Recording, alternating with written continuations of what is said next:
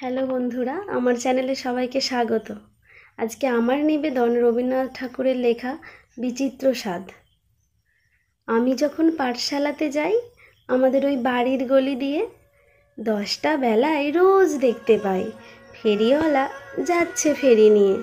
চুড়ি চাই, চুড়ি চাই সে হাঁকে, চিনের পুতুল ঝুড়িতে তার থাকে। যায় সে চলে যে পথে তার খুশি, যখন খুশি খায় সে বাড়ি গিয়ে। 10টা বাজে, 10:30 বাজে, নাইকো তারা হয় বা পাছে দেরি। ইচ্ছে করে সেলেট ফেলে দিয়ে অমনি করে বেড়াই নিয়ে ফেরি।